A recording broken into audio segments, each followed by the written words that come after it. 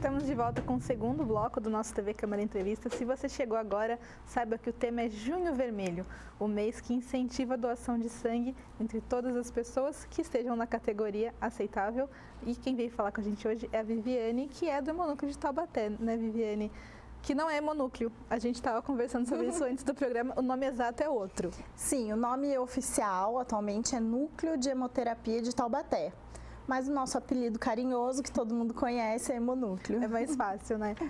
Viviane, no outro bloco a gente estava falando sobre o que a pessoa precisa ter para poder doar. E a gente também falou de tatuagem, falou de idade, peso. E no caso da pressão? Por que a pessoa com pressão alta não poderia doar? O sangue não sai mais fácil? A gente tem, como eu disse, essas normas estipuladas pelo Ministério da Saúde. Tudo isso para garantir a segurança do doador e também do paciente que vai receber a transfusão. No caso da pressão, é a segurança do próprio doador, porque isso pode afetá-lo de alguma forma no momento da doação, mas todos os critérios têm como base a segurança, tanto do doador quanto principalmente do paciente que vai receber a transfusão, porque já está, né, num momento delicado da sua saúde. Então o nosso objetivo é que o sangue coletado seja 100% seguro para a transfusão do paciente. Tem uma polêmica que envolve a doação de pessoas do grupo LGBT. Por que tem tantas reservas nesse caso? E será que a gente não estaria perdendo a oportunidade de ter muito mais doadores? Também, novamente, é uma norma estipulada pelo Ministério da Saúde. A regra, na verdade, não atinge a classe,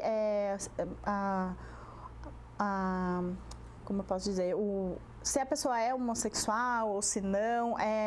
A regra do próprio Ministério da Saúde é que homens que tiveram relações sexuais com outros homens nos últimos 12 meses devem aguardar para fazer a doação. Essa é a regra estipulada pelo Ministério da Saúde. Não é uma regra do Hemonúcleo de Taubaté. Sim. É uma regra que nós devemos cumprir de acordo com a recomendação do Ministério da Saúde. Você acha que pode vir a mudar no futuro? Olha, a gente vem tendo muitos movimentos nesse sentido, né?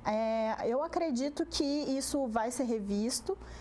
Claro que o Ministério tem todo um estudo, tem estatísticas acerca dessa questão, mas eu acredito que sim, que isso tende a ser revisto, porque a gente faz exames também nas bolsas coletadas, então eu acredito que isso tende a ser revisto. Mas, como eu disse, a gente respeita o recomendado pelo Ministério. Então, isso depende de toda uma análise, de toda uma revisão dessa legislação para que possa ser aplicado aqui na nossa rotina no Hemonúcleo de Taubaté. E ainda assim, na dúvida, é melhor ir no Hemonúcleo para ver se pode doar. Exatamente. Do que ficar em casa pensando, dificilmente eu vou poder doar mesmo. Exatamente, é o que a gente sempre recomenda, que todos se dirijam até o nosso serviço, passem pela triagem, porque às vezes toma algum remédio ou teve alguma cirurgia, fez algum tipo de procedimento e daí tem dúvida se pode doar. Então a gente sempre orienta, vá até o Hemonúcleo, passe pela triagem, faça todo o processo e veja. Porque seja sincero na triagem. Muito também. Importante. E muitas vezes as pessoas podem ser doadoras, mas por algum motivo acham que não, ou por alguma legislação que não está mais em vigor, acham que não, como o caso da tatuagem que você comentou. Então, a gente sempre fala, vá até o Hemonúcleo, tente, né? E aqueles que não puderem também, se não puderem por algum motivo hoje, que retornem, ou se não puderem definitivamente, que nos ajudem aí nessa campanha, na captação de doadores, na mobilização, exatamente. Então, Viviane, a pessoa então decidiu que ela vai doar.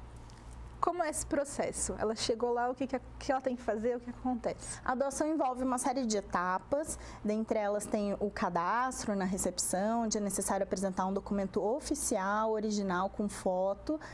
A gente vai pegar alguns dados pessoais para fazer esse cadastro. A próxima etapa é a pré-triagem, onde nessa etapa a gente é feito um teste de anemia, vão aferir a pressão, ver a temperatura, o pulso, a altura desse doador, o peso também.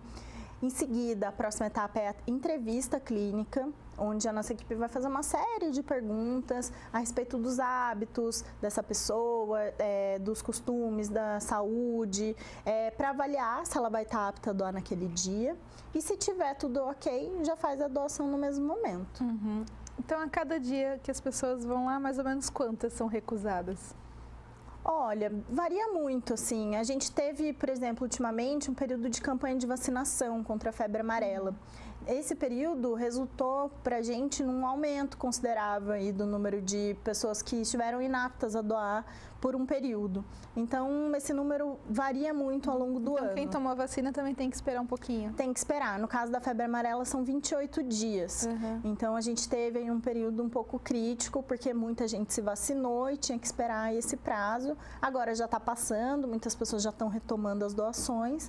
Mas isso também, essas campanhas também nos afetam de alguma forma. Entendi. E daí ela foi aprovada, sentou na cadeira.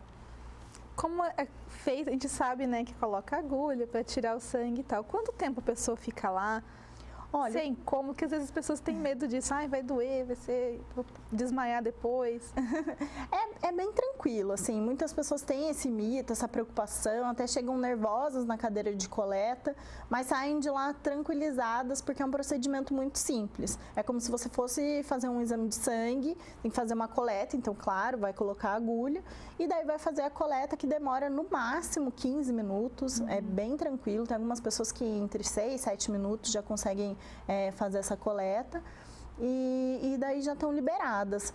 Assim, pouquíssimas pessoas acontece de passar mal, de acontecer alguma coisa, pode acontecer, principalmente quando estão nervosas, não se alimentaram muito bem antes, não tomaram muita água, que é o que a gente sempre recomenda, mas são pouquíssimos casos. De forma geral, todos passam muito bem, a gente é um procedimento bem tranquilo e muitos que vão primeiramente com medo, veem que é tranquilo e conseguem retornar depois, gostam da experiência de ajudar o próximo e retornam para fazer uma nova doação. É uma bolsinha, né? É meio litro que tem na bolsinha? 450 ml, isso. Quase meio litro. Quase meio litro. Mas não vai fazer falta para ninguém, né? Não vai fazer falta. Justamente para que não faça falta, a gente faz todo esse procedimento de triagem antes, porque a gente também tem a preocupação com o doador, para que isso não faça falta para ele.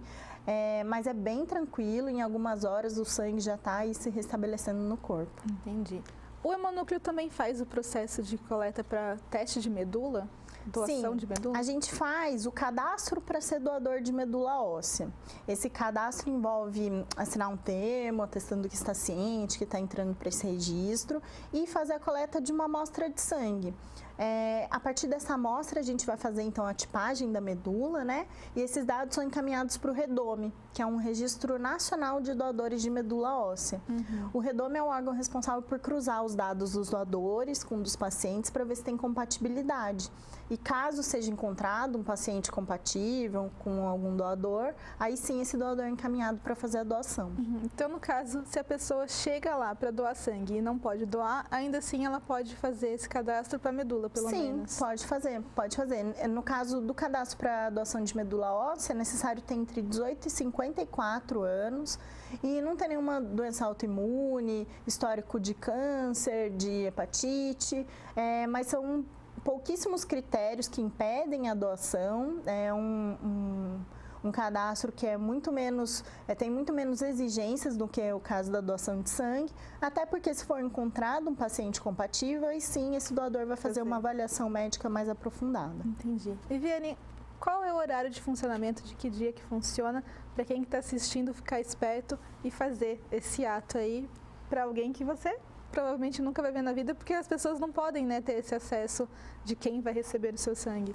Infelizmente a gente não consegue trocar esses dados, né, mas é uma doação e é um ato muito importante, né, porque sangue não pode ser comprado, não pode ser fabricado, a gente sempre fala bastante disso. Então, é muito importante que as pessoas vão até lá para fazer essa doação. O nosso horário de funcionamento hoje é na segunda das 8 da manhã às 5 da tarde, de terça a sexta das 8 da manhã às 4 da tarde e no sábado das 7h30 às 11h30 da manhã. É um horário bem picado. Tem algum lugar que tem esse horário na internet, assim, para a pessoa ficar na dúvida, entrar lá e ver? Sim, a gente tem a nossa página no Facebook, é só procurar o Hemonúcleo de Taubaté, que todo mundo vai achar. A gente sempre coloca se tem alguma alteração de horário, se tem alguma notícia sobre Junho Vermelho, a gente coloca informações sobre a doação. E também tem o site do Hemocentro, que é www.hemocentro.fmrp.usp.br.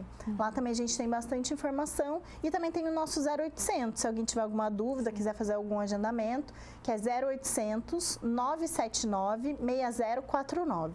É joia. E a gente está gravando, você que nos assiste, a gente está gravando em dia de jogo do Brasil. Queria saber, quem não liga para futebol e quer doar, o Hemonúcleo vai estar aberto? Hoje, como é dia de jogo, a gente vai abrir das 8 da manhã à 1 da tarde, antes do jogo, e a gente sempre está trabalhando com horários especiais nos dias de jogo para não fechar.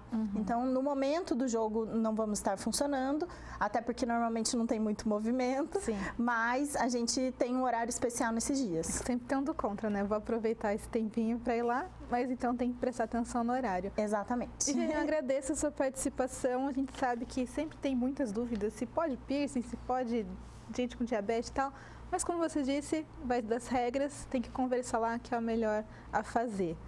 Queria então que para encerrar nosso programa você desse seu último incentivo para quem está assistindo, que não seja só em junho, que seja o ano inteiro e por que fazer essa doação de sangue. Bom, primeiro eu quero agradecer por ter esse espaço aqui para a gente falar sobre isso, é muito importante e quero também convidar todos os nossos telespectadores que se interessarem em fazer a doação, é um ato muito importante, como eu disse, não dá em árvore, não tem como comprar, não tem como fabricar, a gente só consegue esse produto através de doação e que essas doações sejam feitas de forma regular, que é o nosso maior desafio. Então, deixo aqui o nosso convite a todos que vão estar no Hemonúcleo, participar dessa experiência, todos que fazem gostam muito, porque é uma sensação muito legal mesmo, de você poder ajudar o próximo, e a gente aguarda todos lá. Sim, o mundo tem que ser um pouquinho menos egoísta, né? Com certeza, poder compartilhar um pouquinho do que a gente tem de sobra, né? Pois é, com certeza. Esse foi o nosso programa TV Câmara Entrevista. Se você gostou, quer ver de novo ou quer mandar para alguém para incentivar aí a doação, vai no site, no Facebook e no YouTube, os links estão todos lá. E também acompanha a nossa programação, porque vez ou outra tem reprise e também tem coisa que você ainda não assistiu, que está bem bacana, eu garanto. Eu agradeço a audiência e até a próxima. Tchau, tchau.